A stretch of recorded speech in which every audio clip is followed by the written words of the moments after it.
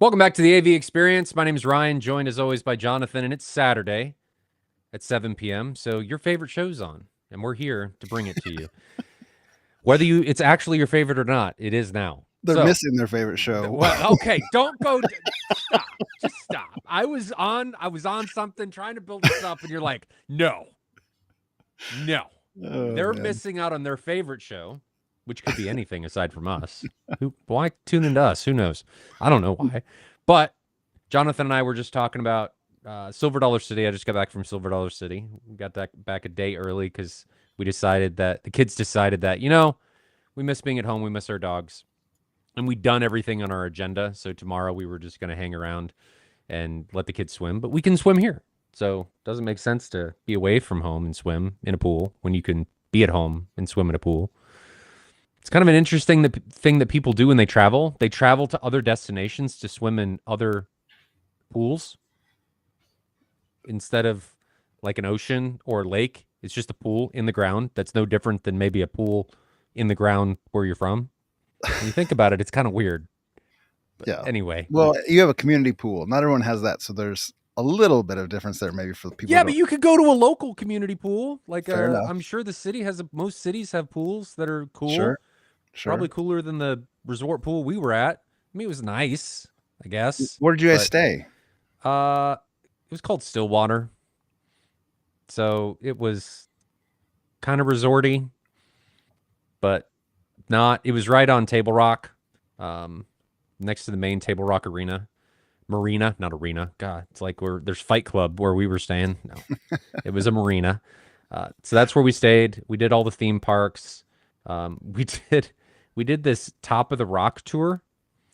And for anybody that's familiar with Missouri and Kansas on the state line, there's a lot of caves here. Mm-hmm. And a lot of people don't know that, but there's a lot of caves. And one of the things that Ozarks really puts out that area is cave tours. So this one was supposed to be a cave tour, and turns out it had a cave. They wanted you to know they had a cave. And they also wanted you to know that there was a bar in the cave. So there was the golf cart had a screen, and really all the screen did, so it was a golf cart tour. All the screen did was tell you, hey, you're going down, it did this once. You're going down a steep incline, slow down. And then when you got to the cave, it displayed the menu. I'm like, they really want you to do something, buy beer. But the terrible thing, and bless my wife's heart for doing this, she was trying to do something fun for the kids. And it's tough when you're doing stuff, you're booking online to figure out what it is. Nothing aside from the cave, part of the cave, was natural. It was all man-made. And I looked online, and this particular location was featured in multiple landscaping magazines. So all they were doing was charging people, and there were hundreds of people. So their marketing was astounding. You mean a man dug cave, like basically? So the cave existed, but then they dug a lot of it out. So they had 9 waterfalls. None of the waterfalls were natural. They pumped the water up. Every single one. You could tell that they came in with excavators to dig everything.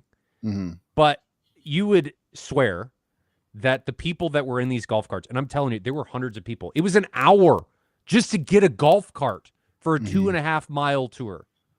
And it was a self-guided tour. You would swear that these people that were in the other carts had never been out in nature before. They would stop in the middle of the path, just in the middle of the path. You can't get around them. It's like stopping in the middle of the freeway. They just stop. Get out of the cart to take pictures.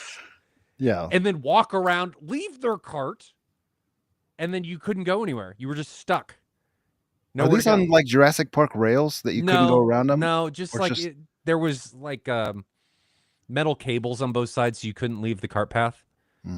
Yeah. So, and then I saw 3 animals the entire time we were on this, and it was 2 chipmunks and a bird. One bird on the entire 2.5 mile trail. And I learned about halfway through that every single animal noise you heard was pumped in through a speaker. No. Yes. Yellowstone, that was not. Yes. So We will not do that again. And I'm contemplating writing a review, not to like lambaste them or anything, but to tell people if you want a natural, like you're trying to go see natural things that occur naturally, this is not the place. I could have gotten a tee time at the golf course that this was featured at and gotten the same experience. And there was another thing that people were funny is they went out to this lookout point. And this lookout point, you're driving up to it. Oh, it's probably nice. And there's tons of people out there taking pictures.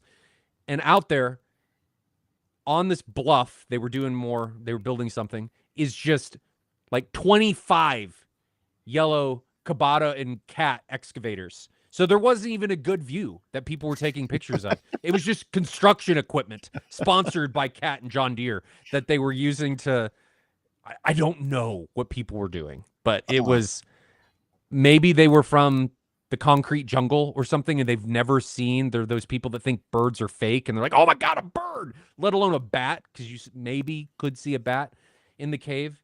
And then one of the attendees was telling me, because I asked him, like, how crazy are people with these golf carts? Because I've been around golf carts. These golf carts, you can only get up to 7 miles an hour. Sure. 7 miles an hour is their max speed.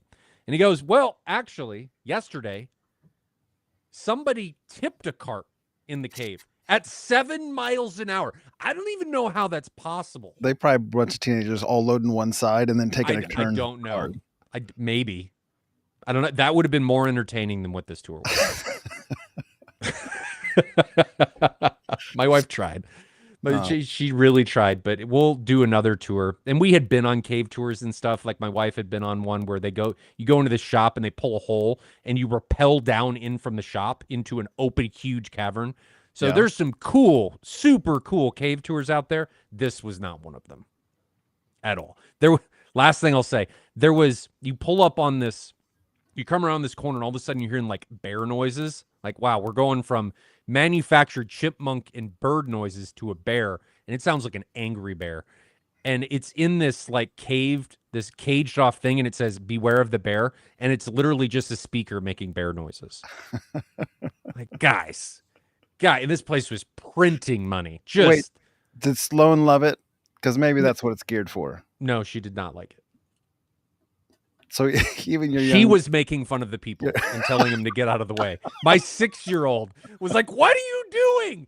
Dude. Oh, no. And she used the word dude. Get out of the way. Oh, Stop.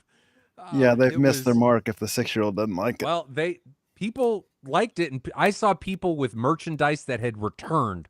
So this was like their second coming of the landscaping experience because it wasn't natural. It was something. It was probably the something. same people that like Flow that enjoy that ride. Sorry, Ryan. Ryan Kramer, of course, not you. Maybe they really like cats. I don't know. Tiki Time says Branson is the geriatric park. There are a lot of elderly. And you go down the strip, and guys, I swear, our podcasts and our streams are not typically about Ryan's vacation adventures. But to answer Tiki's question, or to go into his statement, there's a lot of shows in Branson, and it's like the Stampede, like Dolly Parton's Stampede or whatever, the port show or whatever it is. And then you've got 60s, they're huge billboards that are like a 60s, some 60s show, a 70s show. It's all geared towards blue hairs. And that's fine. It was just not my kids' jam for the shows and stuff. They did have like 9 go-kart tracks. I don't remember that when I was there 20 some years ago, but hasn't changed much outside of that. It was fun. They really enjoyed Silver Dollar City. They had fun at the pools in the lake, and they had free kayaks and stuff, so they had fun at that stuff. How's the temperature down there? Going to Silver Dollar City seems like it could be pretty hot this time of year. We got very lucky. It was overcast the entire day in the 80s, and that was the day after that Kansas City just got pulverized with rain. Yeah. Man, we looked at that. 10 inches in some locations in just a couple hours. That's crazy. We didn't get that in Blue Springs, but I know some areas of the city got just southwest of us. They got 10 inches and intersections were under like 4 feet of water. We got 4 inches at my house, and we have a willow, and it just drank it up. So we had no standing water. The willow's like, give me more, and it all drains into where that tree is, but it sucked it all up. I'm surprised there wasn't more damage, but I tell everybody, Kansas City, where the weather constantly tries to kill you, and we were set for it. Nothing really bad happened. It was just, imagine if that happened to like a southern town. They got 10 inches of rain. The world would have ended. But here it's like, this is normal. Weather's trying to kill us again. Let it go. All right, I'm gonna get off my soapbox. Did you do anything fun? No, I was on call this week, so pretty busy week with work. I did a podcast earlier this week with Ryan Kramer and Tim and Grant, and we talked about the Epson QL3000. So if you guys are interested in that, watch that. They came over one night and we watched Jurassic Park in totality, and we watched Dune about a third or a half. And then that podcast was just kind of talking about their ideas with the QL3000. So that was kind of my entertainment for the week. Other than that, it's actually just been a pretty heavy work week, so not a lot of excitement on my side. Okay. I had to put my 20-year-old cat down, which makes me sad. Oh no! Almost 20. Yeah, it was time. He wasn't eating or drinking, and he was having trouble breathing, like moaning and stuff when he's breathing. So I'm sorry. That's all I said. Yeah. I didn't know you had a cat. Oh yeah. I only knew of Velma. Velma makes her presence known. The cat, I guess, wanted to be hidden, like a lot of cats do. Well, the probably reason you didn't see him, he's an outside cat. So he never made it on the podcast. Okay. He lived inside for the first, say, 10 years of his life or so.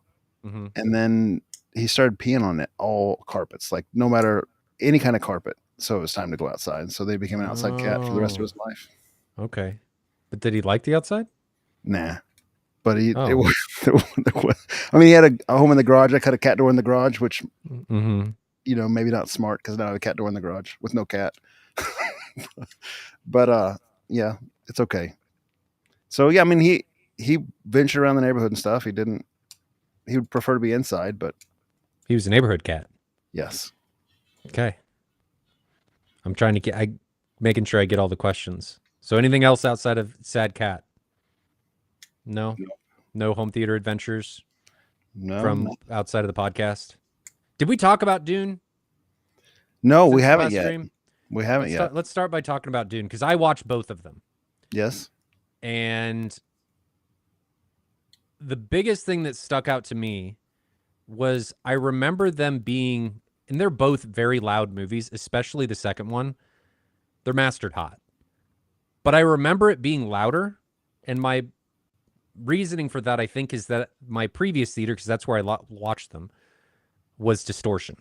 So I think I was encountering more distortion. In this one, I watched the whole second movie at reference, and it was amazing. Like, it was, when they shoot off, spoilers, guys. If you don't want spoilers, turn it off here. But when they shoot off the nukes, when they're doing the final Fremen assault, that whole scene when he goes in and assassinates the Duke, and then they back out, and there's it's just an awesome scene. I added it to the demo reel.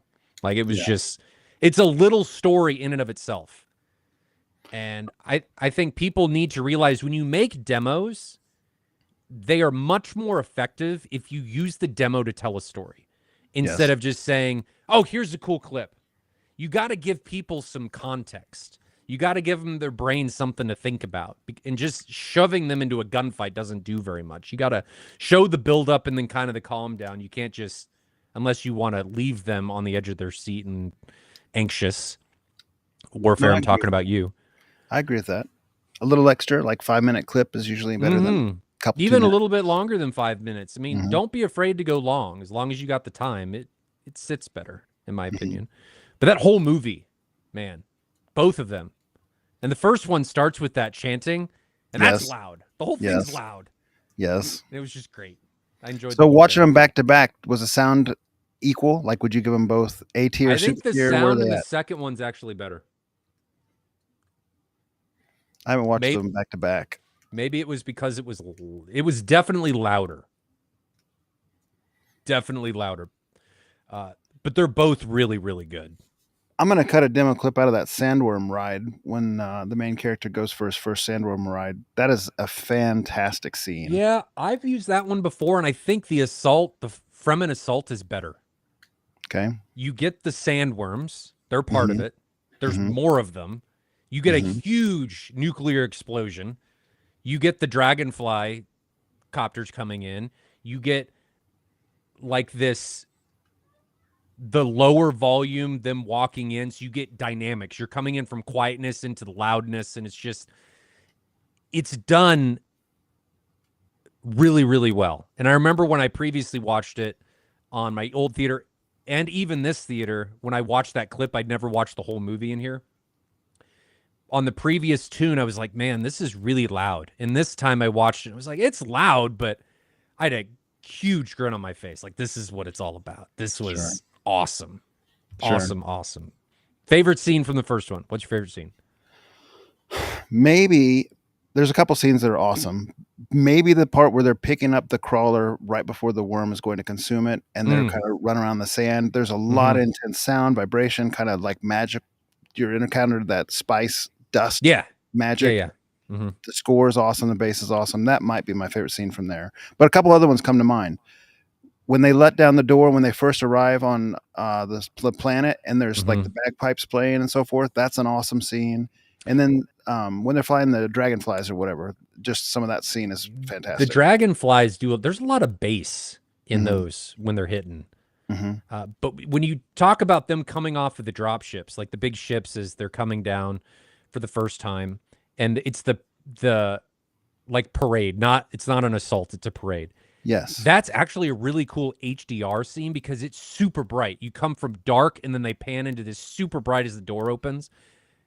It's a great scene. I do like that. The cinematography and acoustics in that movie are fantastic. So what about the second one? Favorite scenes in the second one? It's got to be for me that initial sandworm, because you got the thump of the thumpers, whatever they're called, where it's really intense with the transducers on those thumpers, and then the sandworm's far away, and that scene builds and builds and builds, and all of a sudden you're riding the sandworm, and then bass is super intense, and the orchestra chorus, like the orchestra score, kicks up, and then the people are like cheering and clapping and yelling, and it's almost like gives you a high, like you're at a sports event and your team just won or something. It's with the audio at reference level.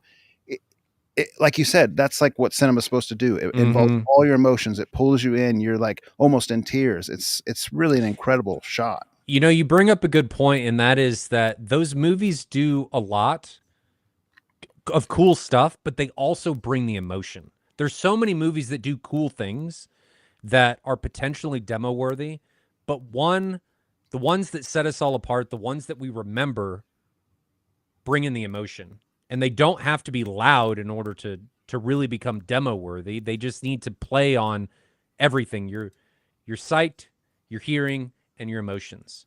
And if they do that, they're going to make the demo real. They're going to they'll make it. So you like the final test. I like the Fremen assault. You like the sandworm attack in the first one. Ryan says they're the ornithopters. And yes, that is what they are. Have you seen Prophecy? No. The series. You should watch it. It's not as good as the movies, but it provides a lot of context into like the Great Mother and all of that. It provides a lot of back-end context to what is actually going on. And I won't say it was an amazing series, but it makes the movies better because you understand more of what's happening and what the reasons they're doing it and how long it's been going on and all of that. So I think you should watch it. Is that on the streaming service, I suppose? Netflix? I don't know what it's on. I'm not sure. Chad will tell I'll have me. to look it up. Yeah, I'm not even familiar with that one at all. Chad will tell us. Do we have any movies that we want to watch this week while we're on the topic? Sinners just dropped on Kaleidoscape down to $15, so I'm going to watch that soon. I don't think I'm going to watch that one. So if you want to watch that one, go ahead, but I won't. Well, I'm going to watch it, but What do you want to watch? Give me something. I Do haven't How to I Train haven't Your pulled this one out of the Dragon. package yet. I'd be interested in that one. Or How to Train Your Dragon would probably be okay as well. The live action one that's out now, isn't it? It is on Kscape. I don't know if it's on disc. I saw it advertised. I don't know the Why exact don't we date. do Edge of Tomorrow? You've already got that one, so let's watch. I have that one too. We can watch that one because that one's I've one. watched it years ago, but I haven't watched it in 4K HDR yet. Let's do that. Let's do Edge of Tomorrow. I like that movie. I haven't watched it in a while, and I think it's it's one that demos come up on, and on the older version, it would destroy things because of the intro. The UHD doesn't do that, does it? They neutered that intro, but I Yeah. don't think they neutered everything else. I think the rest of the sound is supposed to be improved. They Ryan just says he thought we were giving Iron Giant a role. can do that either. I mean, that's fine too. Whichever. Do you Maybe have Iron both. Giant? Yes. Pick one. If we have someone waiting for us to do Iron Giant, we can do Iron Giant. I don't care. I'll do either. We could do both for that matter. All right, let's do both. We'll just do both. Oops, sorry. Was Gladiator 2? No, Gladiator 2 was awful. I haven't seen it. It's bad. It's so bad. It didn't have to be. They had 20 years to make it a better product. It didn't have to be, no. But it was bad. I've heard that from multiple people. It was. And we both of us like the original. Everyone liked the original's so good. So good. But the new one, it's bad. Everybody says Sinners is really good. So we'll be watching that this week. I got a bunch of stuff to watch. Somehow I bought the entire Marvel catalog. Was there a package deal, or you just have to go went buy on them at a sale. time? No, it went on sale. It was still expensive because there's a lot of movies, but they were like $10 to $15 each. And I want to take my kids through them. So, yeah, there's worse things to have. My daughter's got a lot to go through. We got to finish Pirates of the Caribbean. We have to jump in now because we're going to go to Disneyland in November. So we got to take her through Star Wars because Star Wars is now part of that. She's been through the original Star Wars, surely, hadn't she? No, she hasn't done it. She's 6. She hasn't been through any of it. She's in for 3 on the original. Because it all came about where she watches Blippi. Okay, Blippi's a kid's show, and they were doing some Disney integrations, and Chewbacca came on. She's like, "Who is that? What is that?" And we had to explain to her that that's Chewbacca, and he's from Star Wars. And she's like, "What's a Chewbacca?" Yeah. So we're gonna take her through Star Wars. So we got a lot of stuff to watch. Yeah. My kids have been going through. They already went through Pirates of the Caribbean, and went through Harry Potter again recently with the older ones, and I'm still not sure I want the kids watching the last couple. Like, we started watching the Deathly Hallows with my 6 and 9-year-old, or 7 and 9-year-old, and you could tell they were basically terrified. Like, it gets dark. This is too much. So we turned it off, and we haven't been back to visit. We might not even finish that one. I don't want to scare the daylights out of Harry them. Potter, it gets progressively darker. Yes, it does. As the series continues. Like Star Wars, I actually like, I'm going to get crucified for saying this. I actually like episode 1, 2, and 3 more than 4, 5, and 6. You'll have to elaborate on that before I think the sound is better, the acting is better. The acting in 4, 5, and 6 is not good. They're cheesy. Like, I get that that's what they are. But I like 1, 2, and 3 more. So my comparison, my analogy was going to be, as Harry Potter gets more dark, the Star Wars movies get worse from the original, like 1 through 9. My favorite is, of all of them, and you can tell me your favorite after this, is Rogue One. That's my favorite Star Wars movie. What's yours? That's probably a good one. I probably like this old second one. So what is that? That's Ice Planet Hoth. Can't think of the name right now. What is that one? Empire Strikes Back? Yes, I think that's my favorite one. That's my favorite of 4, 5, and 6. 5 is my favorite. Yeah, see, chat's like, you got to write. Something's going to happen. Bad things are going to happen. I think you're in very low company with well, that's fine. That's fine. I'm going to reference. stand on it, guys. I'm going to stand on this. And How old were you when those came out? I wonder if it's a function of your age. You're younger than me by 8 years or something. I wasn't 1, 2, and 3 came out when I was middle school, maybe. I think somewhere in that time I'll frame. give you some years. When did it come out? Okay, so 1999, 2002, and 2005 for 1, 2, and Yeah. 3. So 1 and 2. 1 was middle school and then high school. I have to think that has a little bit to do with it, man. Perhaps. Maybe. You know how nostalgia stuff sometimes is for irreversible? sure. Yeah. But I saw 4, 5, and 6 before. Like, it wasn't that I just went in and saw 1, 2, and 3. Had never seen 4, 5, and 6. I just like them more. So all those released when I was in college. I graduated high school in 97, and the first one was 99. So I remember being super excited about them. I love Star Wars, like every person. And a group of us went and saw it in the theater, and we were like, "What did we just watch? this is not, this is not what we expected at all." No. And we were trying to like think like, well, maybe we just need to watch it again, or maybe we were in a bad mood or something. Like all of us were thinking like, this is not good. Oh, I originally hated them. It's only until recently that this has come back, and I enjoy them more. I don't like really 4, 5, and 6, and I despise 7, 8, and 9. Mm-hmm. 7, 8, and 9 are awful. Like,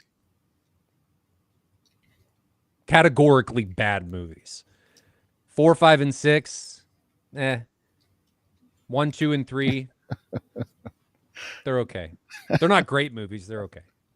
You see, I haven't been watching the comments at all, honestly, but I'm watching it a little bit now, and people are saying nerds. Yes. Get. You're on a podcast talking about home theater, and you're calling somebody else nerds. Come on. Anyway, did you ever watch Triumph the Comic Insult Dog? Conan had it with the Star Wars no releases. I didn't see that. Go web search that after the podcast and laugh a little bit. You saying I don't laugh enough? It's worth watching. Conan goes with that Triumph the Comic Insult Dog. He goes to the openings of those shows of the new Star Wars movies back in that date, and he's just basically roasting people for their wearing costumes and all the things that you'd expect. I won't make fun of. I think it's awesome that people do that. But I will laugh at somebody making a joke. There's even a particularly not in good taste joke. I will laugh. I won't go down that pathway, but you get my drift. So before we get derailed anymore, I think we should jump into some questions. You want to putting the questions up and I'll star them as they come in? Yeah, sure. So first one here, got to get that to stop misbehaving on me. Has Jonathan tried multi-EQ or Magic Beans yet? I have not gone through and tried the computer version of multi-EQ X. I downloaded it. I just haven't taken the time to mess with it. And Magic Beans, we did try, which you probably know if you're asking the question. We did try it with a local guy named Kevin. He came and ran it on my system, and I liked it. I mean, from what I heard, it was one of my favorite EQs, like one of the better ones, I think, in my room. But I didn't pursue it after that. I still end up probably liking just my raw EQ best. And maybe that's home field advantage, like what I'm used to, but there it is. Okay, next one. I mean, that's fair, but could it be, we talked about nostalgia with movies. Could it be kind of the same of, you said home field advantage of, this is what I'm used to. This is my status quo. Any deviation from this is going to take some time to get used to, if ever. Absolutely. I think that enters all kinds of equations in the audio world. Like you go and you listen to a set of speakers, and you may, if you had some time with it, like it better than what you have. You may not, but you have what you know in your head, and that's where your expectation bias is somewhat going to be, perceived from. Mm-hmm. So, yeah. Hey guys, when time aligning my speakers, the impulse response for my front mains all match, but the surround channels are inverted. 3-way up, front, 2-way surrounds. MQX doesn't flag them for being out of polarity. So when I do an impulse response with OmniMic, basically you're trying to get the time alignment such that you have a single up and down between any two speakers at the main listening position. So by inversion, how does that look on your graph? So I do like a real-time check with OmniMic, and it if you just get a single up down and then the response evens out, like for that impulse, that's what you want. I don't know how you would know what it's inverted, except for maybe it's just off, and now instead of 1 you have 2, and then it goes off. Is that how that would look if you're inverted? It Are would you have to asking be. me? I think it would have to be, because phase is a delay. If he's Yeah. 180 degrees out of phase, it would just be 2 of those impulses. Simple way to check that. Multi EQ is usually pretty good, actually, about flagging that. So I'd be surprised if it ends up being that way. But a simple way to check that is just to switch the red and black wire, right? On the speaker, and just see if that changes your graph. I'm assuming you're using REW. See if that changes it, makes it look better. Mountain versus a trench, he says. Yeah, I'd want to know what your graph looks like in comparison to how you're seeing that it's inverted. Mike, another thing you might do, I'm not an REW whiz. I use OmniMic. I am not either. I'm not sure exactly what you're looking at. I mean, I can see your description there, but AVS Forum has an REW thread that's just super active. You could pop in there and ask and say, this is what I see. Does this mean I have a polarity problem or not? The other thing is, you can play with your distances in your receiver, and just changing it a little bit will change that impulse response quite a bit on like your graph capture. So just notch it up a few inches and down a few inches and see where you land, see if that helps it. Also consider that if you're chasing absolute perfection, it probably just doesn't matter that much, because a mic tip is a single point of data. And if you move it a little bit, it changes a lot. And our ears aren't a mic tip. And we have 2 points that we're receiving data, and we're not as precise as a mic tip. So if you're chasing like the absolute perfection on that, it's just immaterial. Like, you're wasting time. Well, not only that, but every time you watch, your head's never in the same spot. Correct. You're laying different ways. Your head's in different positions. It's just close in a lot of this is good enough. Right. Like you said with the mic tip, we're not machines. Our ability to perceive this, especially in multi-channel environments where you have all of this going on, it's going to be rough. And what ends up happening a lot for me is I'll go through and I'll do this impulse response and I'll check all the alignments, and then I'll go through and do it by ear to where things are imaging, and I'll pull it out to what sounds better to me. So yes, you can measure and get it objective, but you still need to bring in a bit of the subjective, because we're not mics attached to necks. We're 2 ears, and how we hear is going to be a little bit different, but it's a great objective starting point. Right. You do not want them to be completely out of phase. That would be wrong. No. If they're a few inches off, or something in that regard, it just doesn't matter. Don't lose any sleep over that. Do-it-yourself audio calibration, worth an episode topic? I mean, I feel like we kind of do that regularly. We don't necessarily do a show and tell always, but we talk about how we manage our audio calibration. It's too broad. You couldn't cover it all in one show, and I think it's better to do it as people have questions about it. I mean, that's what the show is really more about, is people having questions. I think the attendance actually goes down when we have specific topics. Yeah, I feel like over the 3 years that I've been doing this with you, or maybe 2 years, and you've been doing it 3 years, whatever it is, we've talked about this. It's not just all in one area, probably. Yeah. I mean, through all the different shows, all the different pieces of it. How do you calibrate your speakers? How do you calibrate your subs? How do you set your gain? How do you set your distances? How do you set your phase? All the things. What do you do for manual EQ? All those things we've covered over the course of time. If you want just a single video, there's a lot of resources on YouTube and AVS for that. But if you have any specific questions about certain things that you may be struggling on, ask away. We'll do our best to at least push you in the correct direction if we don't have the answer. Yep. John, I believe I heard you say before that you use Odyssey to set levels only. How do you EQ your speakers after that? So, Kyle, this is an example. Well, we have talked about this before, and that's totally fine. I'll answer again. So I use Odyssey, just run it, set my speaker distances, set my speaker trims, which I check thereafter, and it's usually pretty close, within a dB or so when I check with OmniMic after that. And then I turn it off.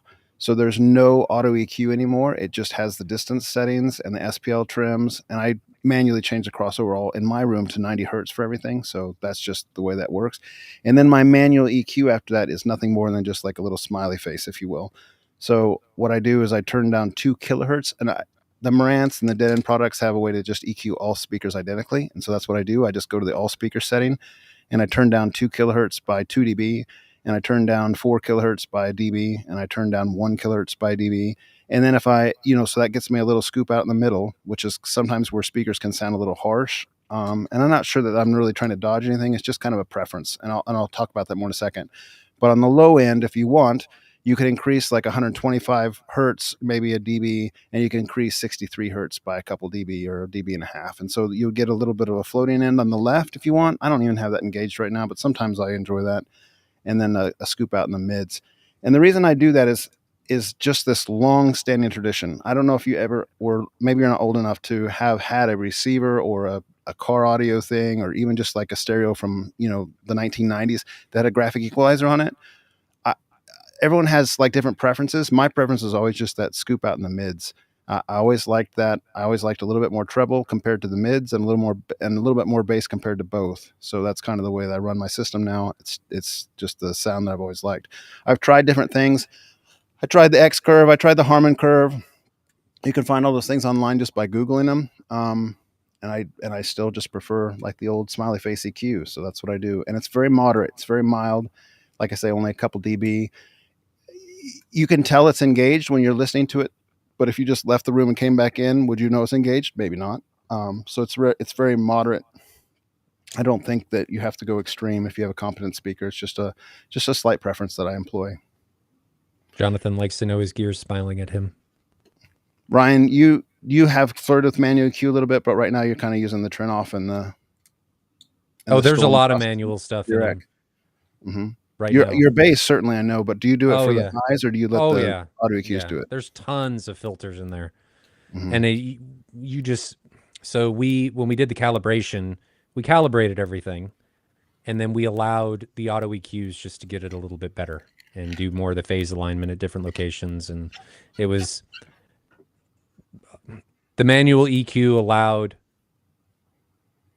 asked less of the auto EQ is what we ended up doing. So it's a combination of both in my room. The subs, it takes a lot. I'll tell you another reason that I kind of like I decided that I just like auto EQ and turning it off. The way that I ended up doing this is because I don't think that Odyssey runs are very consistent. No. They may be close enough for some, but for years I would run my Odyssey auto EQ and I would like it or not. And then I'm constantly switching out gear. I still do, not as much as I used to, but a lot of the guys in Kansas City would just trade speakers for a couple weeks or a month or something. We were just playing around, or we'd buy a speaker and sell it, buy a sub and sell it. So every time I was doing that, I would have to rerun auto EQ. And then I felt like I was never getting back to the same place. Mm-hmm. And that was frustrating to me because you spend all this time, auto EQ with all the speakers takes quite a while to run. And then like, if you don't get what you want, you just run it again and maybe you like it better the next time, or you try a different mic. Ultimately, I figured out a lot of it had to do with the randomization of the mic that you get off the line. Yeah. So at any rate, I decided I'm not messing with that anymore. So I got these speakers I have a very nice flat response. You can see that on a video on my channel where they basically look very identical no matter kind of where you put the mic in the room. And so I have a very flat speaker, and then I just EQ it to taste, and I don't have to worry about that. Like, I always know what I'm going to get. It doesn't sound different if I change something out. And likewise, if I change something out, I don't have to do anything other more than level match. I don't have to rerun the EQ. I don't have to do anything. So if I borrow a set of speakers, or if I'm playing with something else, it's just super easy. And I like the easiness. One of the nice things about the higher end AVRs and pre-pros is that you can run multiple calibrations, but you can also revisit a measurement and then do a calibration off of that previously taken measurement. Mm-hmm. So with Dirac and Optimizer, I can have a measurement and then I can go back and change that calibration from the same measurement as many times as I want. So I'm always able to go back to the same starting point and then deviate away from there. Now, of course, calculations and stuff can deviate depending on what happens down the line and what the system decides it thinks is right and what firmware and all that stuff. But it is nice, though it's sort of a pay-to-play situation, that you can revisit a lot of those without having to go back and take new measurements. Because even if you have the same mic, if you're having to remeasure, your mic's never going to be in the exact same spot. And that can drastically, when you start compounding multiple measurement points, drastically affect how things turn out. Mm. Not even considering, like you just mentioned, having different microphones, Mm-hmm. right? Or different things in the room, and all of that, there's so many variables, things can compound and exponentially change the end result. Mm-hmm. So I don't fault you at all for your approach. It's a good So approach. Mike says, again, for time aligning speakers, is it best to match impulse peaks or phase align at the crossover frequency running multi EQ? I don't have the answer for that. You'd probably want to go check on someone that does more of that kind of detailed stuff. I've time aligned my subwoofers to make sure that they're time aligned with impulse response. I've time aligned my speakers to make sure they're time aligned with impulse response using OmniMic. I the crossover frequency I choose is just because it makes it flatter on the graph in my room. Odyssey tries to choose something lower. Odyssey tries to choose like 60 or 70 hertz. But I've noticed in Ooh. my room, when I choose 90, I have a flatter handoff between the speakers and the subs. There's not a dip there. So Odyssey gets that wrong in my room. So I just choose what works well. And then, Mm-hmm. by ear, I like 9. It might even look a little bit better at 100 or 110, but I like the sound of 90 by ear. I already run my bass hot. So every time we talked about this before, when you elevate the subwoofer, you're actually changing your crossover frequency. Mm-hmm. You're raising your crossover frequency, and I don't want to raise it too high. So 100, 110 might look decent, but it doesn't sound as good when I turn it up real loud because I think subjectively it turns the crossover point too high. You start getting more voices through the bass, through the subs, that kind of thing. Mm-hmm. As far as the real nitty gritty stuff on this, I mean, you probably could tell by my attitude on it that I've kind of been sharing. I think you're making mountains out of molehills, really. But do what you want to do. There's people that chase this to the nth degree. There's nothing wrong with that if that's your pleasure. Just take a step back from time to time and see if you're really worth the hours you're pouring into it. Thoughts, Ryan?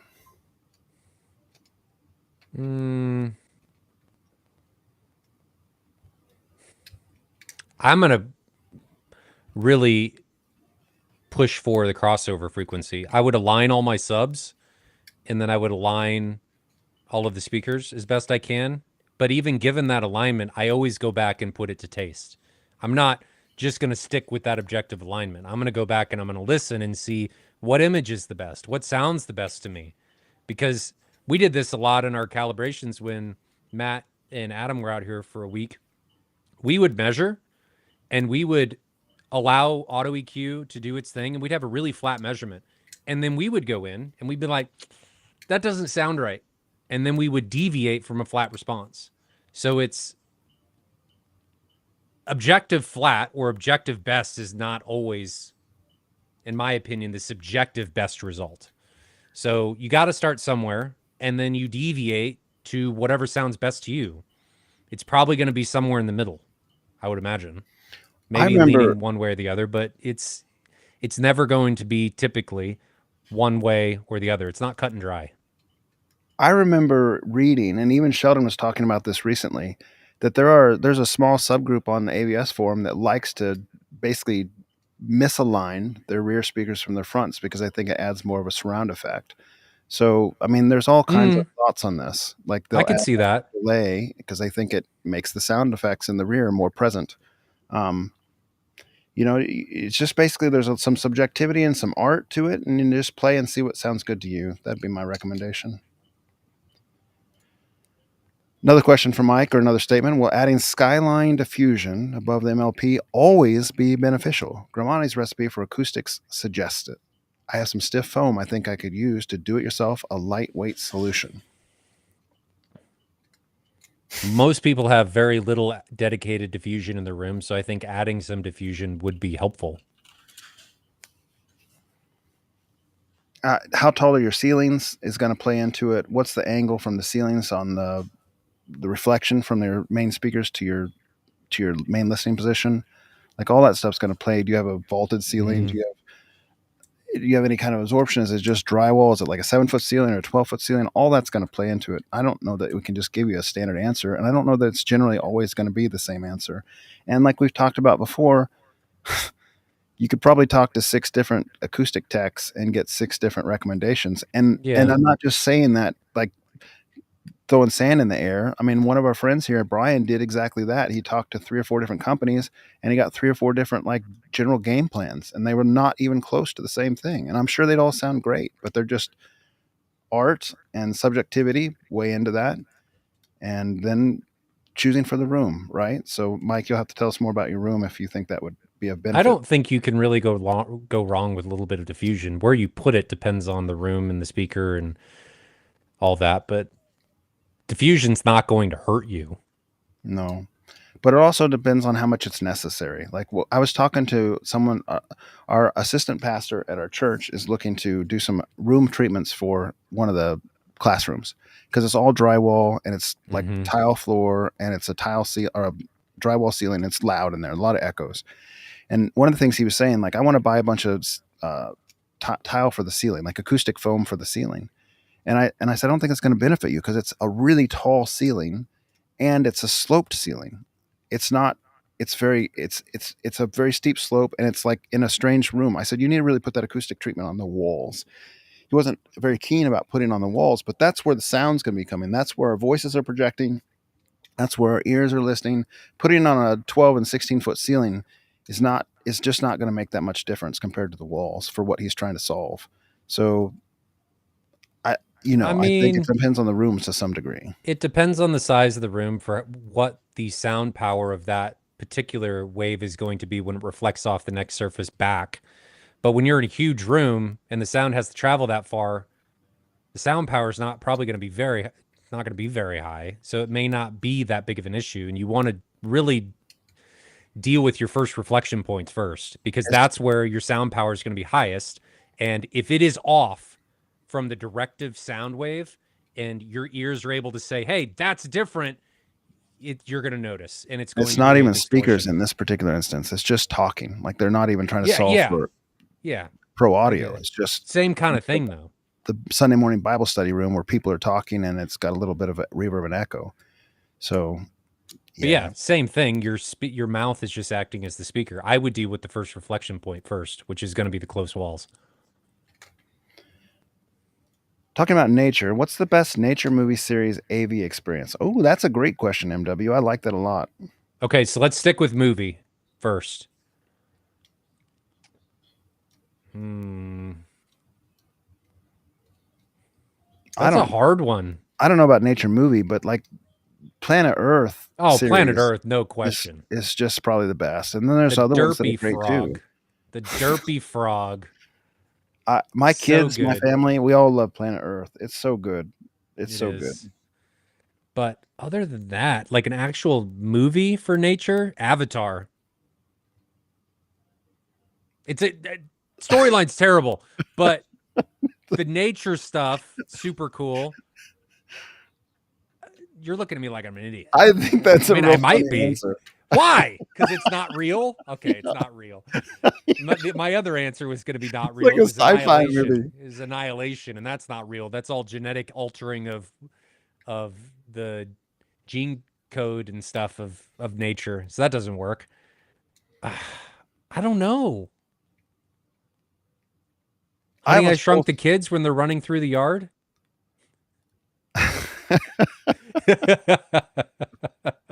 uh, What would be I a good one for that? I don't know what nature movie like that. That Hmm. it'd be in the same vein to me as like the Planet Earth. I watched a Will Smith based Discovery show on Disney Plus called Welcome to Earth. Have you seen that one yet? No. This was before Will Smith did the infamous slap and set himself back a little bit. But that's a really good show. So if you haven't seen that, tune it in. Disney Plus, Welcome to Earth. It's got some Hmm. scenes in nature that you probably have never seen before. I hadn't, and I've watched a lot of those shows. I have a like half a shelf on my movie rack full of those kind of shows because I really enjoy those. Predator Nature takes place show. in the jungle. Oh, you I'm guys are real. trying. Ernie Bless says The Revenant or Dawn Wall. I mean, to me, when you guys are saying like a nature movie, I'm thinking like that old 1990s movie called The Bear, which was no dialogue and it just followed a baby bear. Cocaine Bear. That's it. End all be all right there. Gosh, that movie. That movie. Oh Oh, you guys are funny. no. I want to find one. Come on, chat. We got to I figure don't even something really out. know there's a nature movie. Is there? I mean, like to me, that's like where it's actually documented nature. That the bear movie from the 1990s is the only thing that comes to mind. Ace Ventura, Pet Detective. No, that's not a nature movie. It's a comedy. When Nature Calls. Dances with Wolves. When Nature Calls, is that the one about the guy that decides to go live in nature and lives out in the wilderness and dies? No, it's about the bat and the tribe and stuff, and he has to go rescue the bat. And I got one for you since we're in the vein of funny things, like Hmm. goofy things. Have you watched Watership Down? No, I Watch don't even know that. what that is. Not with Sloan. Watch it by Oh. yourself. Sloan, it's hard to get her into the theater. No, I'm like, I want to watch a movie. Let's go watch a movie. Let's watch it in the living room. No, Sloan, I'm not watching it on the Sonos soundbar. No offense, Sonos, but I'm gonna watch it in the theater. Watch. That's Ryan. Put it on your list. Watership Down. Watch that, and let's talk about that sometime. Doesn't have to be this Okay. week. You'll That's have to- one you'll I have to text absolutely want me. you to watch. It's such a strange movie, You'll have to text me. and it's nature based. It's all about rabbits. Jack of Diamonds says Sharknado 1 through 8. You got to watch them in chronological order. Into the Wild is what Rick says I'm talking about. That's a good movie about a guy who just doesn't want to live in society anymore. He decides to go live in like rural Alaska and ends up dying out there, but it's based on a true story. It was an interesting story. Grizzly Man, that's another weird one. A guy likes to live with grizzly bears and thinks he can be part of the pack, And then they kill him. become acclimated He to him. died from the cocaine bear. Then they eat him and his girlfriend, and that's based on a true story. That's how cocaine bear starts. See? Same That's how, storyline. what do you mean? That's how it starts? That was a guy that thought he could live with the bears? No, he was out hiking with his girlfriend, and then the bear eats them. Here, I'm going to find that Grizzly Man movie because that's worth watching too. It's so strange. Grizzly March Man. of the Penguins. What about Happy Feet? That March of the Penguins is good. I thought you were going to say Happy Feet was good. That's not All right, enough about nature movies. Enough. All right, there's another one you should watch. It's called Grizzly Man. It's a documentary about that guy. All right, it's intense, man. That guy's got a screw loose, but it was intense. Text these to me. Can't be any more intense than Cocaine Bear. Okay. Probably more intense because it's real, like it happened. Cocaine Bear. They said it was real.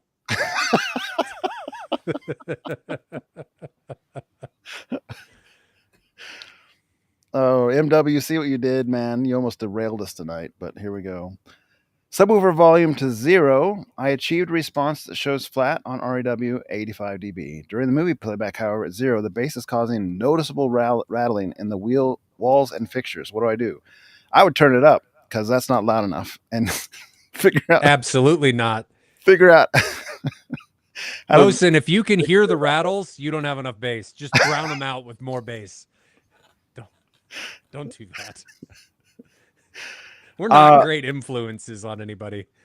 No, I mean you're at the level you should be to have reference level subwoofer output, depending on if it can actually hold the dynamics. But 85 dB normalized with 30 dB peaks gets you 115 dB. That's what you're supposed to have. If you're rattling, then fix your rattles, man, because that's where your sub's supposed to be. Now, We've all been there.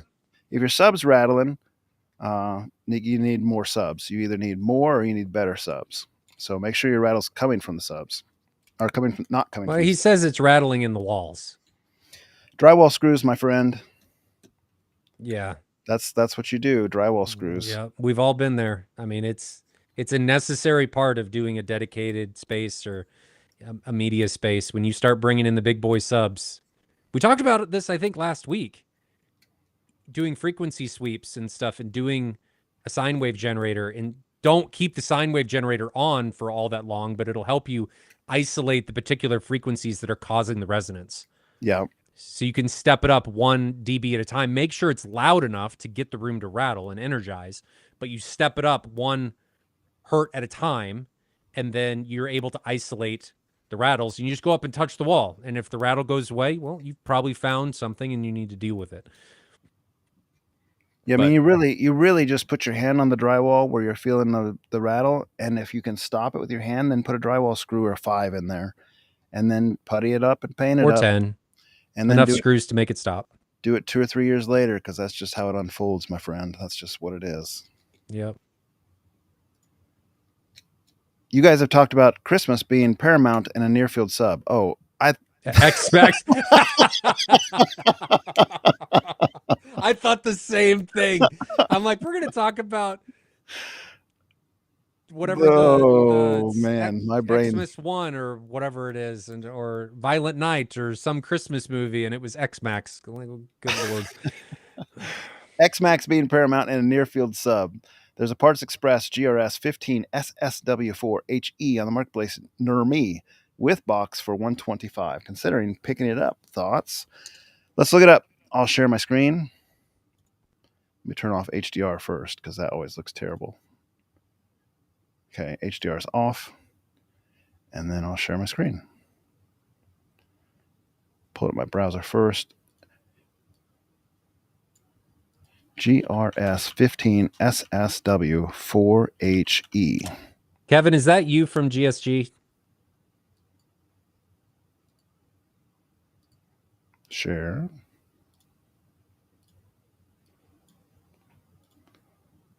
Here we go. Now, let me get rid of the comment so it's bigger. Wait a minute, man. That's only $135 new. Don't pay $125 for a used sub that's $135 new. But it comes with a cabinet. How much is a cabinet getting it from Parts Express? It'd be a couple $100. I mean, I don't know that this looks any better than those JBLs that you can get on Black Friday for $30, frankly. really? Yeah, frankly. What are the specs? So this has 12-way, one-way X-Max. So you could say 24 millimeter X-Max. That's actually not bad. What's its maximum? 300, output? 600. I mean, this 90 dB sensitive. Actually, those drivers from JBL at Best Buy for $30 might be better. I wouldn't chase this down unless you're desperate. It will be fun. If you don't have a near field now, you'll have fun with it, but you might not keep it. You might want to upgrade from here. Low F, 2.5 inch voice coils, pretty decent for 15 rather. Pretty decent. I don't know. That's not like something that you would bend over backwards to try to get. No. My friend, I don't think.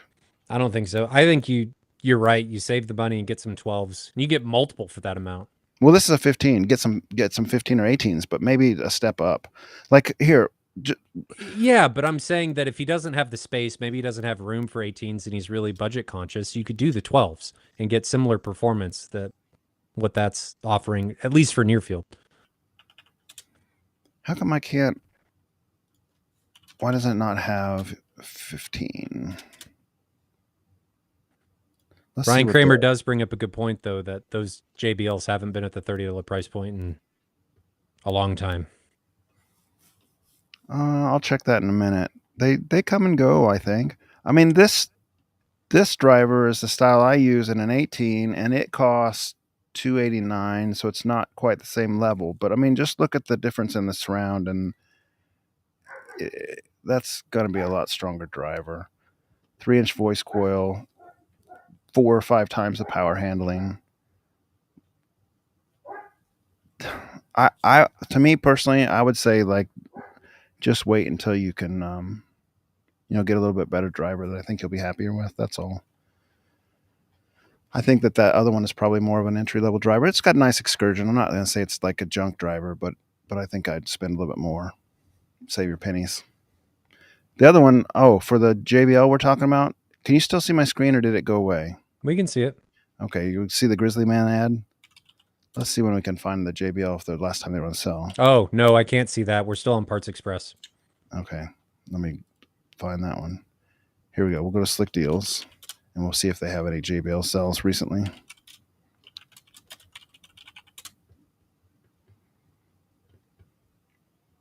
These are the ones that I'm talking about.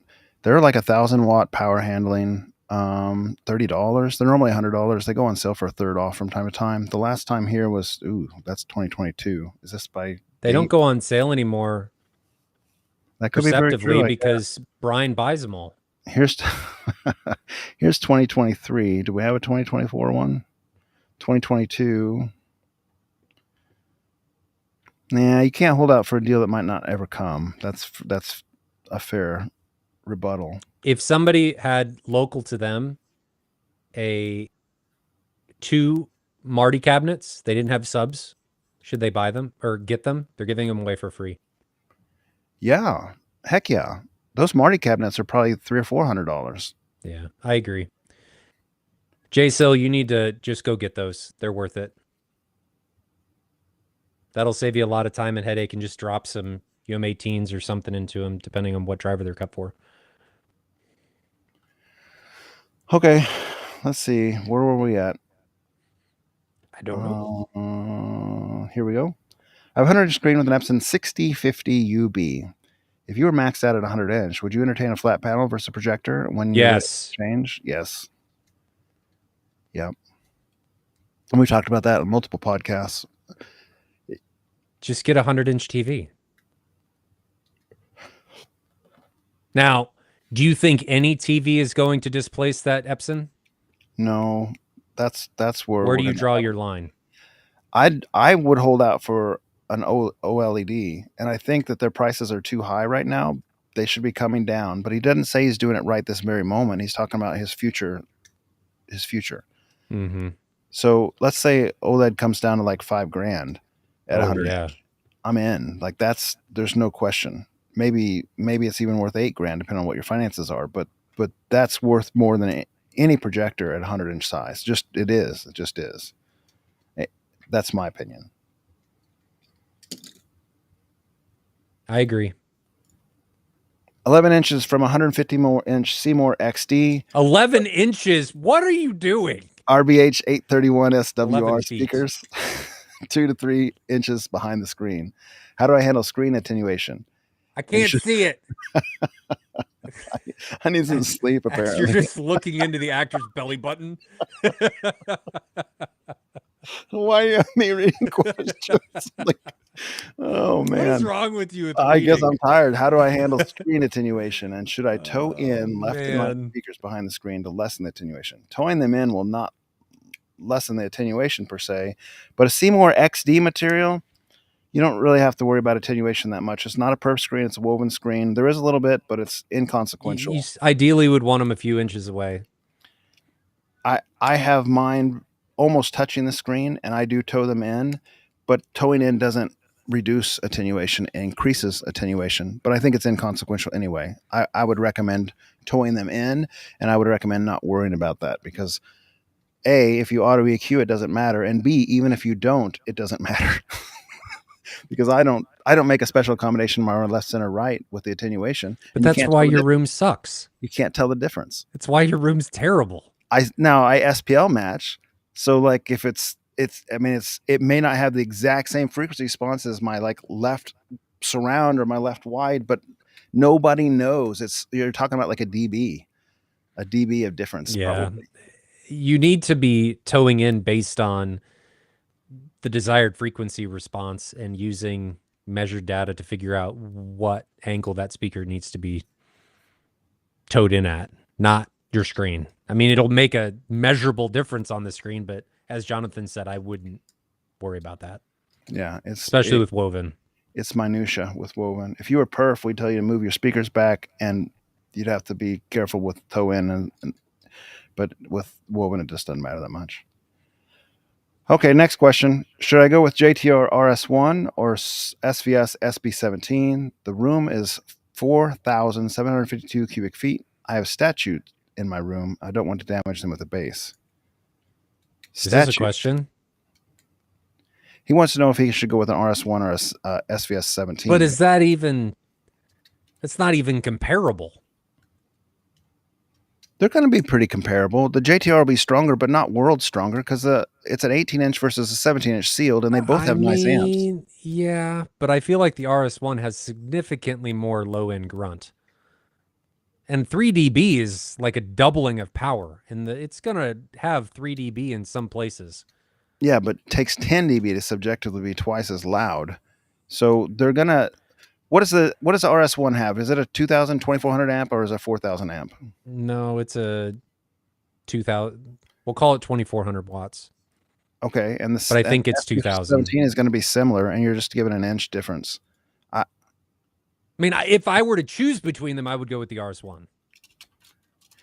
17, I would too, but I don't think the SB17 is a bad choice. No, but given the choice, I would do the RS1. Well, what's the price difference? I'm going to go to SVS I don't site. know.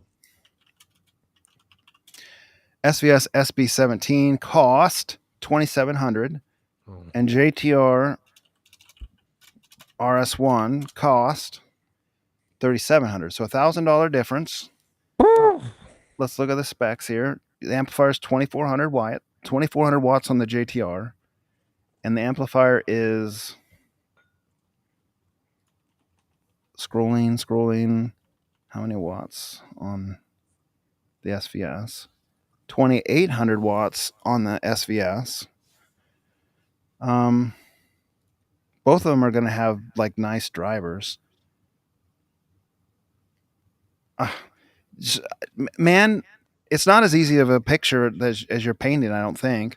I don't think the output's going to be that different. The SVS is going to have the phone operated DSP where you can change the settings with your phone, the volume, the DSP. It's going to have the piano glass finish if you want it, which I don't know that I'd recommend that because it's just a fingerprint magnet and a scratch magnet. I, I'm not so sure that that's a slam dunk choice, especially since it's $1,000 higher. Do you think it's still a slam dunk choice? I'm looking. Hold on. I'm trying to find some measurements on the SP17. There aren't any. I found the PB.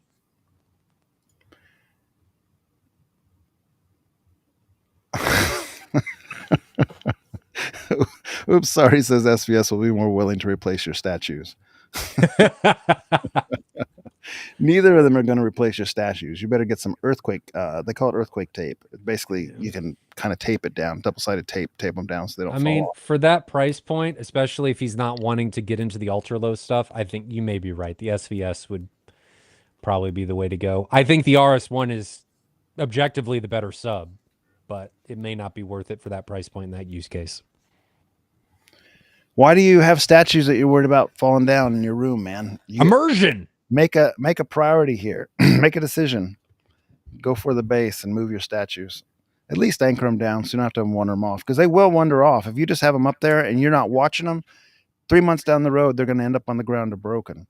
I remember in the 2012 Subwoofer meet where I cracked the grout in the kitchen, I had a statue of a wooden camel in the living room that was adjacent to the kitchen, of course.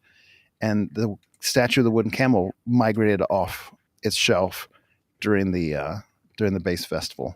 So it will happen. You just need to seal it down with some earthquake tape. Oh, Anthony says Spec of Tech did a comparison. So check that out. See if you can find some information. And if it's first-hand measurements and he knows what he's doing, that would be great to see. It's a video. Drew Andrews, Drew, I'm not even going to try. Drew's A said, just got back from the movies. The dude 3 seats over from me kept opening his email on full bright white. After the 4th time, I instinctively yelled, "Hey!" He looked at me like I had 3 heads. Yeah. We were talking about that on the last podcast this week with the QL3000 Extreme Brightness podcast. The point that I made on that is if you have enough brightness in the room, they can look at their phone all day and no one will know or care. I make that point very specifically in comparison between the JVC NZ500 and the Epson QL3000. If somebody turns their phone on with the NZ500, I'm the same way. I'm like, turn that off. It's like ruining the on-screen contrast. But the Epson's so bright, or the Christie's so bright, that go ahead, pull out a flashlight. You're not gonna affect the contrast. You don't even need to, though, because it's illuminating everything in the room. Yeah. So I looked at Spec of Tech, and the RS1 looks to be about 3 to 4 dB hotter at the lower frequencies. So is that worth the extra money? Yeah, 3 dB is quite a bit for It a is a similar lot. size driver. That's like, usually that's kind of the extreme that you would get out of the same size driver. Now it's not exactly the same size, 17 versus 18, but that's quite a bit for a But it's similar cost. $1,000 more. Yeah, plus you lose the little DSP on your phone function. That's kind of a nice to have.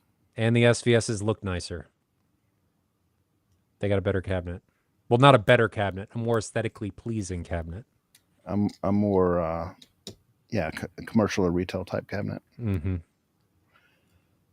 Revibe Creative says, I just got a call from one of my reps that the Barco, how do you say that? Heimdall is looking pretty sweet for absolute color accuracy. Y'all seen it yet? BT 2020 is nice. So I've seen it. I've seen it a couple times. And yeah, it's color accuracy. That's what Barco and team pride themselves on. I think it'll do pretty high up there in percentage-wise of BT 2020.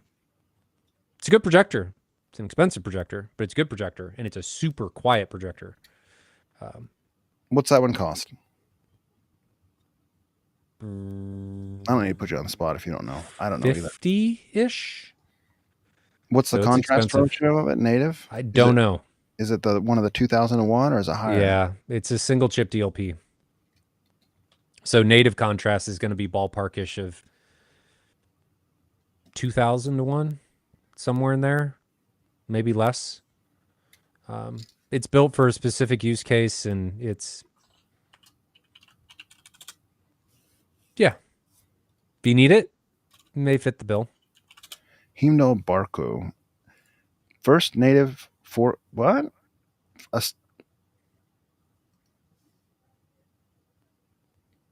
No, that just was a wrong ad. Here we go. This is it. Rec 2020 native 4K resolution, solid state RGB, 4,000 lumens. Does it have a contrast ratio specified? Man, I feel like you tell me what you think about this. You're not going to get the color space on the Epson like QL7000, but it's 10,000 lumens instead of 4,000 lumens, and it's $20,000 cheaper. Barco might have their work cut out for them to prove that that's worth an extra $20,000 to me. Do you think, or am I on island there? No comment. I'd like to see that. I have not seen that. I'm going to let you talk about your opinion on this one, Jonathan, because I have to be very careful about. Sure, I get what is said about specific, especially when we get into displays. So well, I'm not going to say anything about it sight unseen. I'm just looking at the specs and saying, no, I get it. There's competition in that space now, and there maybe wasn't a year ago, but there is now. Yeah. Now you can upgrade that projector. You can change the power supply from Barco and go, I think, from 4,000 to 6,000 lumens. It's one of those big boy projectors. It looks like it is 100 pounds. It's not as big. No, it's not that big. It's bigger than the Epson, but it's not enormous. It is super quiet. It's quieter than the Epson, though. Quieter than the Epson. The Epson's at 30 dB. I think it's like 26. we're getting into like quietness. It's unbelievably quiet. Just outrageous how quiet that thing is. So if you have a use case for it, it does it really well. I can speak to that because with the QL3000 and the QL7000, watch my little new AI camera follow me. He's very proud of this thing. It's not following him. What a loser. Come on, come over here. It's the art of the demo. It's the art of the demo. You want to show everybody and it doesn't work. Come on, baby. Come over here. Follow me. Follow me. Here we go. You should name the camera. So this, you can't hear me, can you? Yeah, you can. This QL3000, you can hardly hear. You got to stick your head over left. It doesn't see it. Nah, you got the idea. The QL3000, you can hardly hear it from the seat right in front of it because it's like the same loudness. It's like 30 dB. It's whisper quiet, man. Whisper quiet. You don't need. What I'm saying is you don't need anything quieter than that because you can't hear it from the seats, so it doesn't matter. Moving on.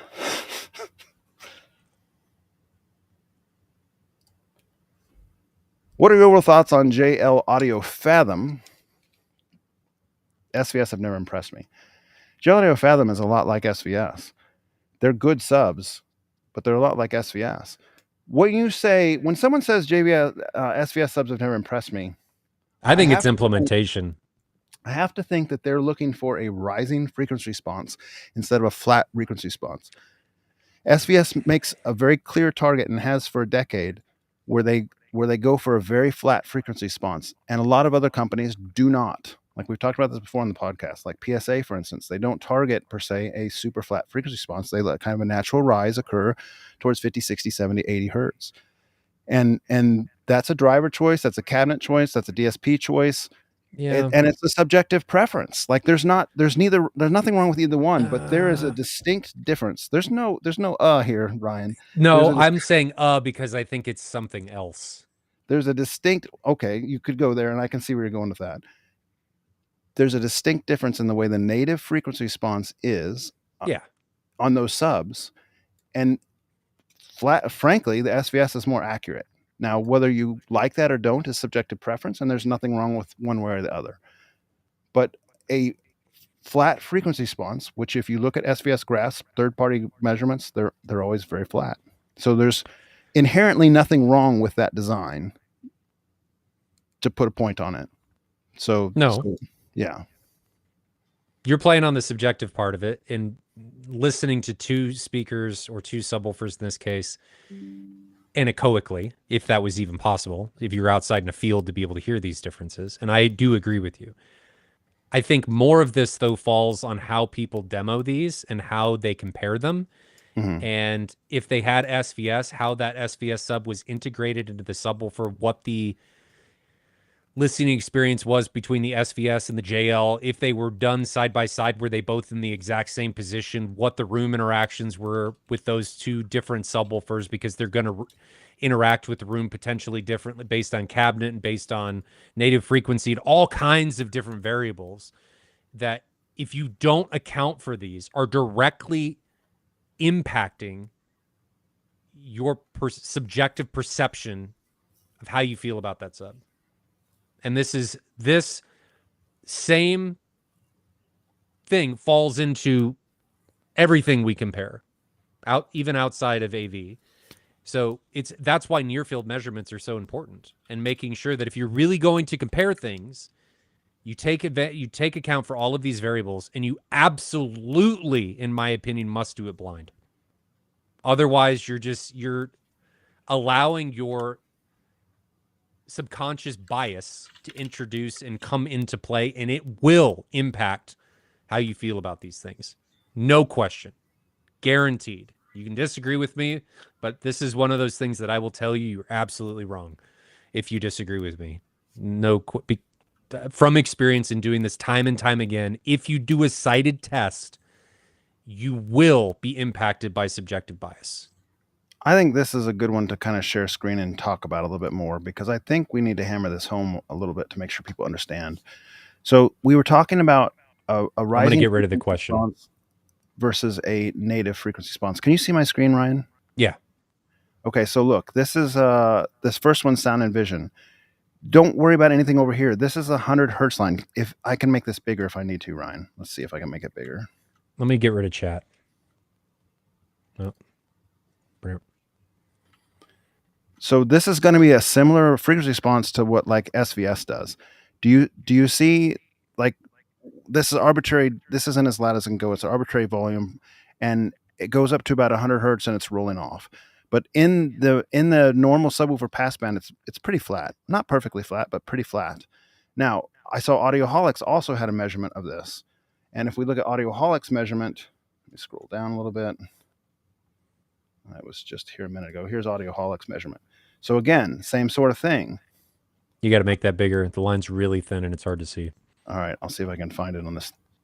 Just right-click on the image and open a new tab. Here it is. Can you see that? Open in new tab. No, you got to change the window. So it's the same thing. sealed subs always have a roll off below 20 hertz and they always have a roll off up high. But look how nice and flat that is. I mean, the Can't pass see it. band of it. I mean, we can, but it's small. How can I make it better? You're looking at another tab. You got to share that tab. Which tab are you looking at? And why are you The looking small at it? images on Google. I'm sorry, I didn't know you were still there. Okay. So this is dumb. Let me just share my whole screen. I'm going to stop this and share my whole screen. Stop this madness.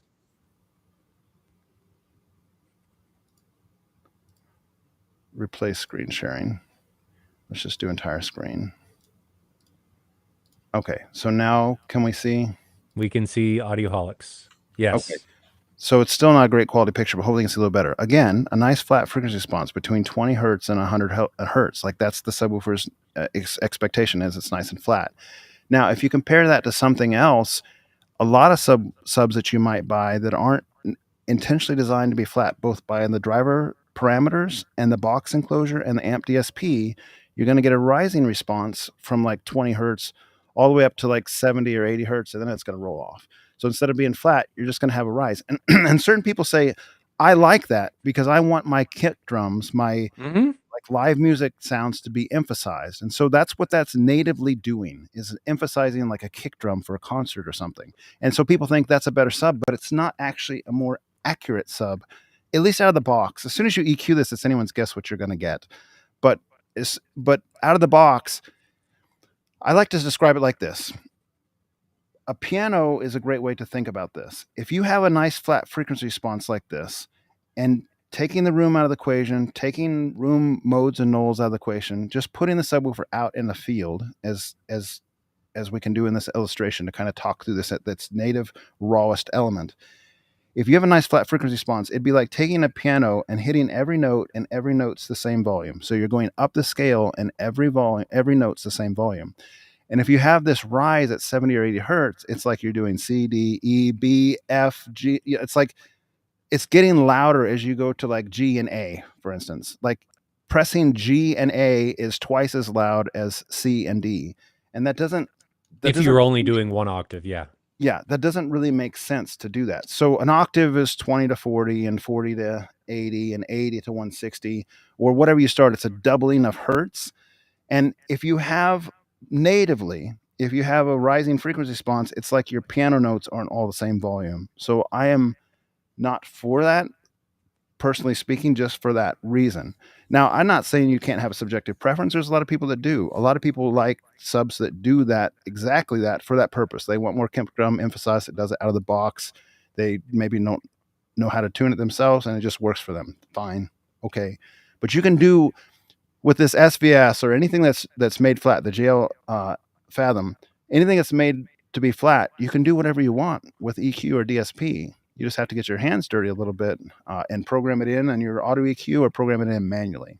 So there's no right or wrong, but there is a more accurate, and SVS and JL Fathom are on the accurate side of things.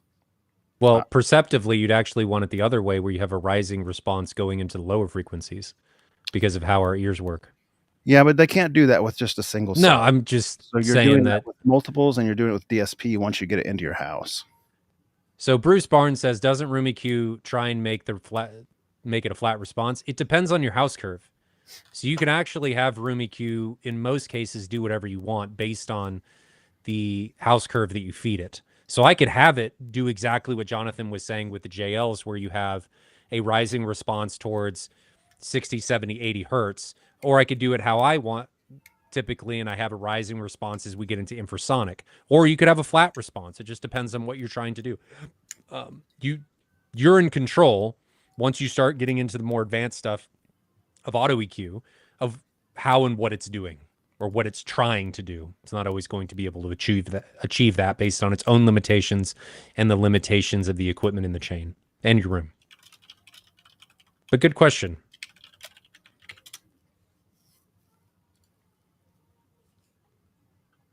We're coming up on the end, I'm assuming. Give me 1 second before we go to the next question. I know it's not the end. I wanted to kind of see if I could find an example of something that's not flat like that. Let's look at like a Yamaha or something that's like a Pro Audio, intentionally not that way.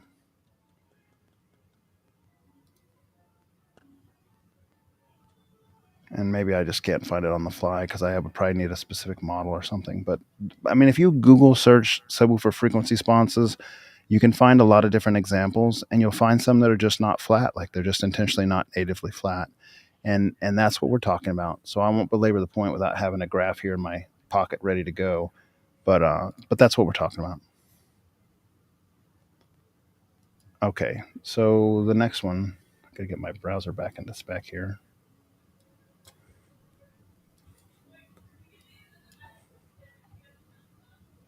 We are almost done. Yeah. It's okay. It could be a shorter night. Choosing between Dayton 15 high what's the HF? I was gonna say it out, but I don't know what it is. Dayton Audio HF subs versus Date Ultimax 2 15 subs for music first, plus home theater. Sound quality is paramount. What say you, Jonathan and Ryan? I don't know. What I don't are have really experience with either of those. subs? I know the HO subs. I didn't know they had an HF sub. So a Dayton HF sub. Okay. They do have an HF sub.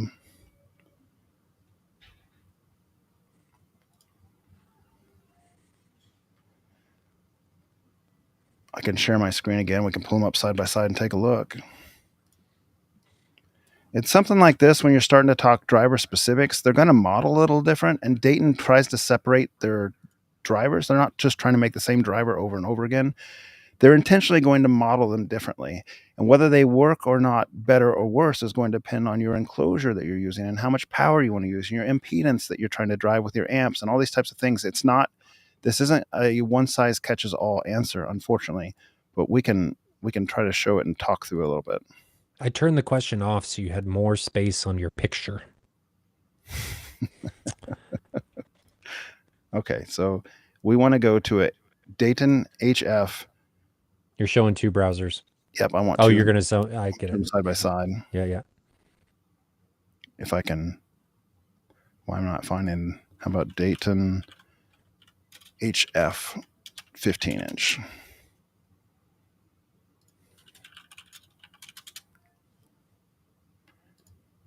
Can I just drive there by series?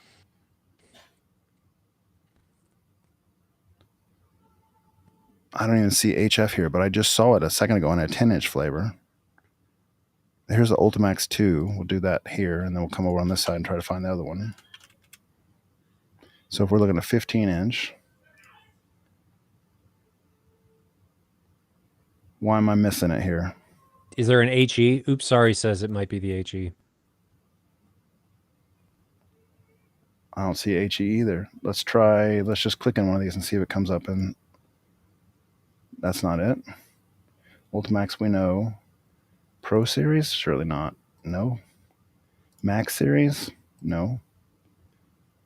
ND Series?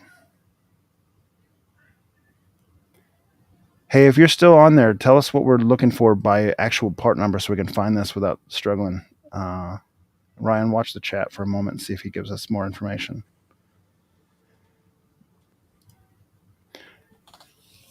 What you're going to want to do, in the absence of that, you're going to want to download a program called WinSD.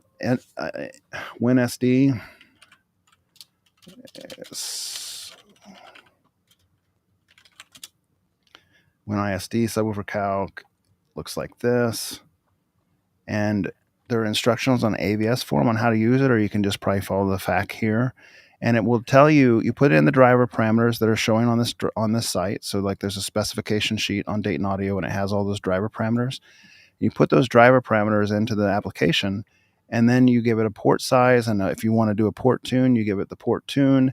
And then what you're going to come up with is a native frequency response based on how much airspace there is, what your port tune is, how much power you're giving it, that kind of thing.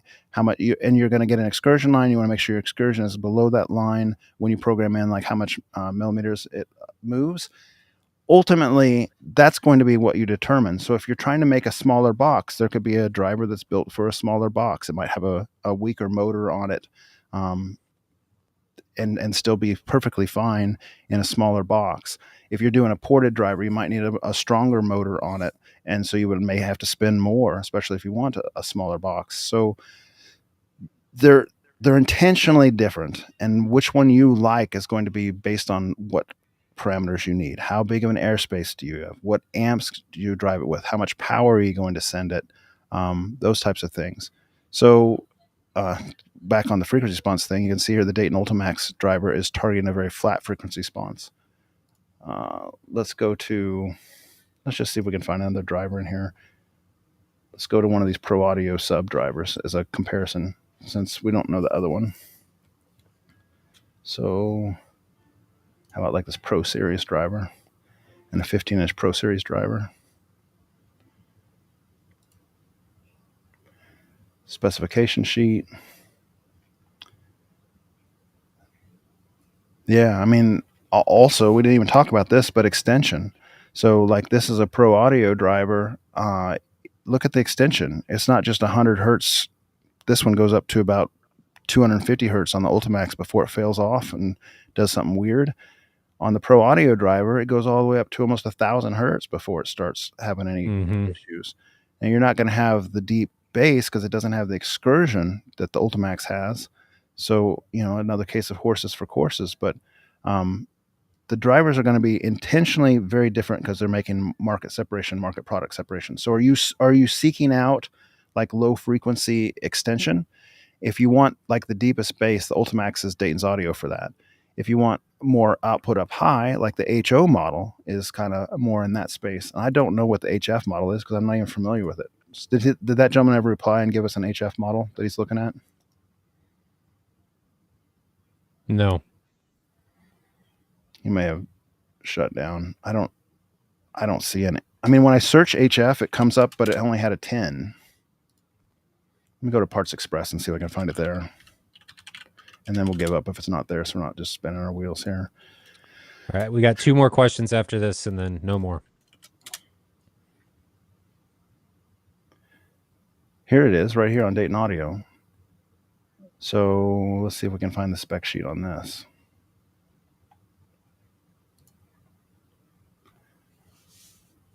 It doesn't have the... Can I get the part number now that I have it and go over there?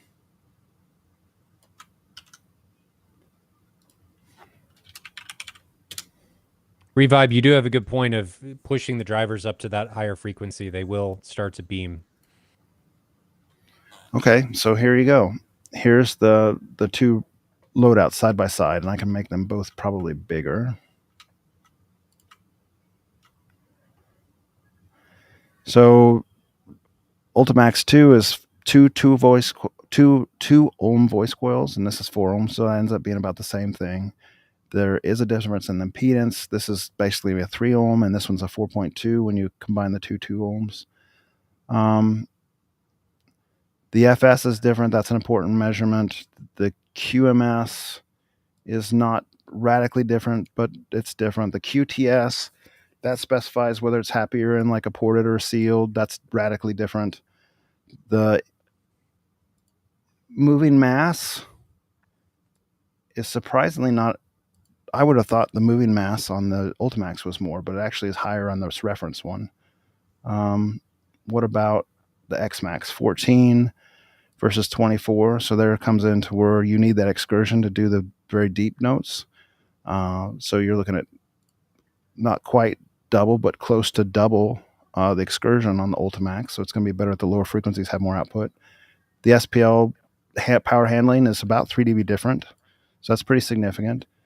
And the RMS power handling is pretty different. So you're going to make that up because the Ultimax has more power handling than the HF. So you'll make up that 3 dB by just giving it more power.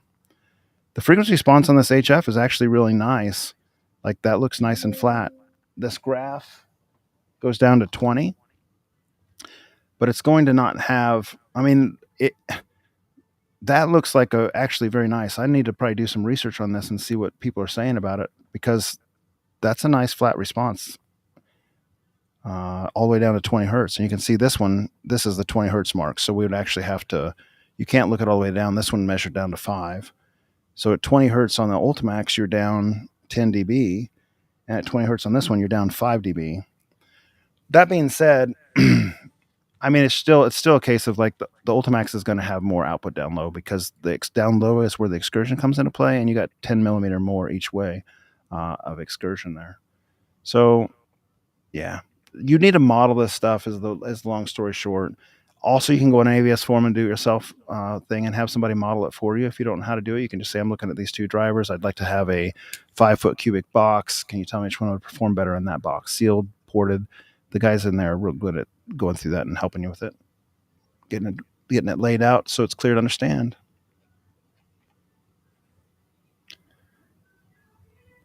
Okay. Next one. I'm going to stop my share here.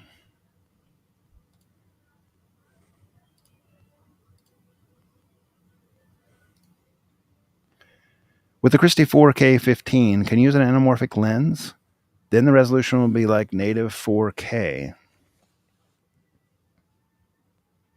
I mean, it's an E shifter.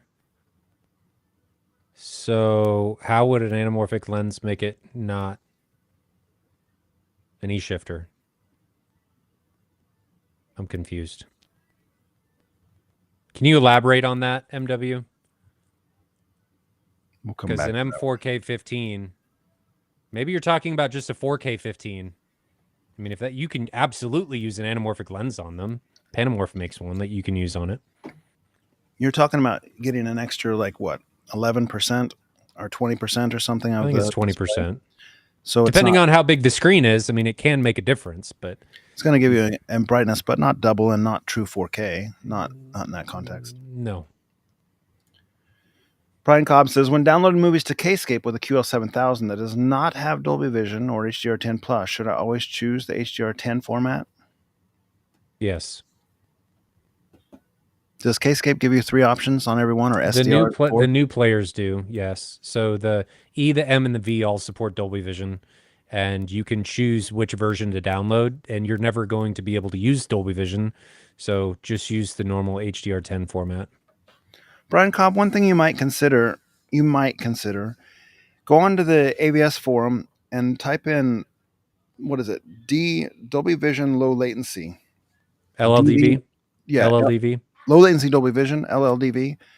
You can buy a device like a HD Fury or Dune or Zune, or even just a cheap HDMI switch where you can actually trick the EDID to think that your projector has Dolby Vision, and you can use a Dolby Vision that's a passive Dolby Vision, if you will, where it like has basically standards that says like, hey, we're going to make this for a 300 nit display, and it doesn't apply any kind of dynamic, but it's a passive, and it looks better than not. So you could weigh that out and see if it's better than HDR10. Whether it is or not, I don't know. There's a lot of people that seem to like that on the Epson forums. I haven't played with it personally, but it's an option. It is an option. I don't know that I would chase that, but it's something you could absolutely look at. HD Furies are not overtly expensive depending on the version you use. You just need to make sure you get one that supports that. But they're great devices. It'd be something that you may want to look into. But if you're not, just do the HDR10 format. You'll be fine. Is sub-box size, Bruce says, is sub-box size like...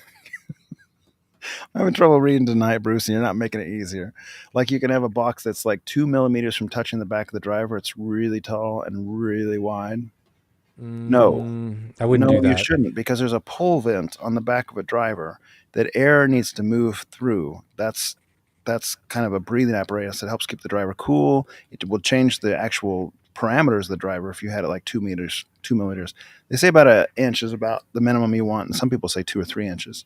But I think you can get by with an inch pretty easily. But outside of that, if you had the same internal dimensions and you went from tall versus wide versus, you should be pretty similar. Uh-oh. He left us. JTR does this. Ascendo does this. They have subs with different cabinet configurations, same internal volume, just different shapes. Where'd you go?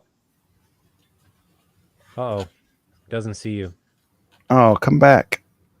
Come back! I'll just push reset on it. It'll come back. It's not going back. It gave up. It's like, I'm tired of looking at Jonathan. I'm going to look at something else. Hello? Hello?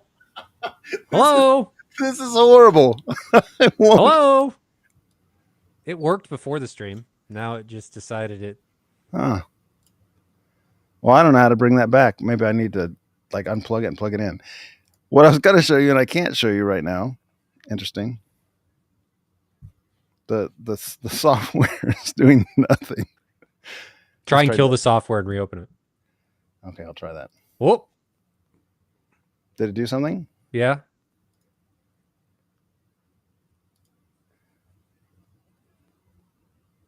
Huh. Doesn't like you. That's wild. Well, what I was going to show here, I'll just force it back. Can I do that? You might No, the break magnet it. messed up. Oh, nope. It found you again. Okay, so this is called a pole vent, and you guys, most of you probably know that, but maybe not all of you. So what Bruce is talking about is, can you have the board like 2 millimeter away from that pole vent? And the No. answer is no, because I the mean, you air could. It would just be bad. it changes the driver parameters, and it also would affect cooling. You need to have this open so it can breathe. Is the bottom line. In fact, I'll tell you, it affects it a lot more than you might even think. I was doing TS parameter measurement with a little device from Parts Express, just out of curiosity, on the old Ultimax versus the new Ultimax, and I had them on a 2x4.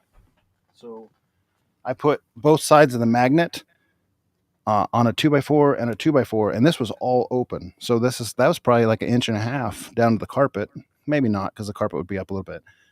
At any rate, even that changed the TS parameters between me holding it in the air and me putting it on the 2x4s on both sides, like notably so, such that when I originally posted the measurements on the forums, because it was right when that Ultimax 2 came out, the guys were asking me to post some measurements, and I did, and they were like, "That doesn't look right at all."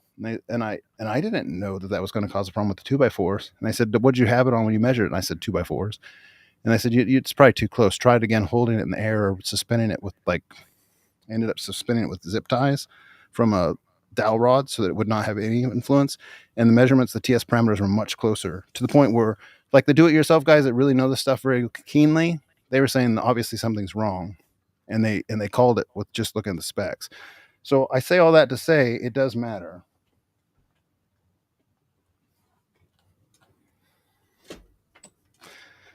What should I name my little camera that doesn't like to participate sometimes correctly? With a name. Remy. All right, well, that's the end of the starred questions.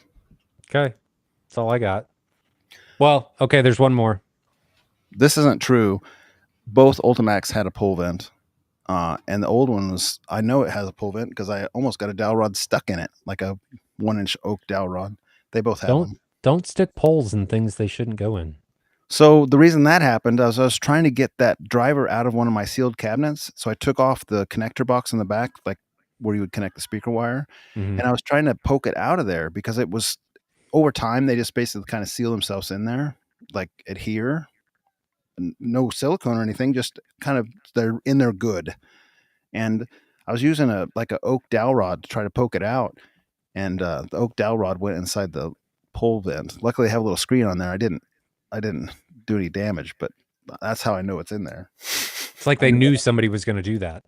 It's like, what are the chances? Jonathan's got the sub. Better put the screen in. It's like, why is my stick stuck? It somehow went in the pole vent. So Anthony Dickinson, this is the last question we got for the night. Says, connectivity and room correction aside, is there a big difference between the Marantz AV10 and the Marantz 8805 in sound quality? I would say no. No, there's not a big difference. Get the one that any difference. Get the one that ticks the boxes option wise for you. If you don't need what the AV10 does, and you can got a good line on an 8805, get the 8805. Just make sure it's got full warranty and does everything you need it to do. I can point out a couple differences, I think, between the two, but they won't be sound quality related. No. One of them, the new one, the AV10 has a quicker speaker selector switch. I think it's like you can just toggle it on and off. I think the 8805 could do that, but I think it was more of like you had to save and load a config, I believe. We're getting nitty gritty on that stuff, if that's what we're going at. The other thing you can do with the AV10 is that you can turn off the HDAM modules, and I don't think you could with the 8805. So if you don't want the distortion modules that Marantz uses, which people like, they genuinely like, you have the option to toggle them on the AV10. There's a better GUI on the AV10. It's 1080p GUI instead of 480i.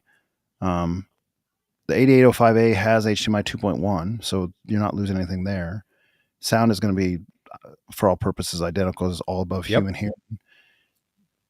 That's about it, I think. Get what works.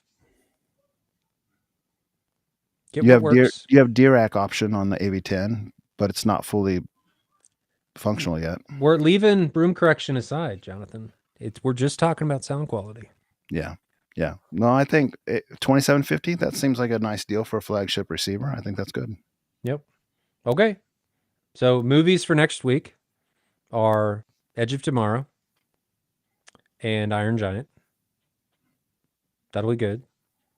Do we have any other homework that we want? I'm going to watch Sinners. You said you're not going to watch it, so I'll talk about that. I got a guest coming in on Thursday to Todd. I think you've met Big Todd coming in from the East Coast. Yeah, sure. He's coming back. He's coming back. Right? He's in town for work, so he's coming over. Oh. He didn't get to demo the theater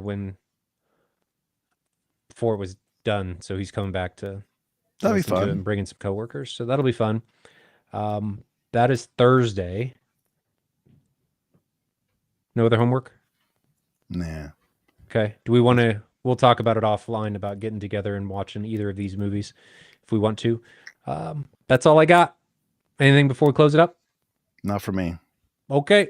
Well, ladies and gentlemen, it's been a joy. Thanks for hanging out with us this Saturday. If Restream would listen to me.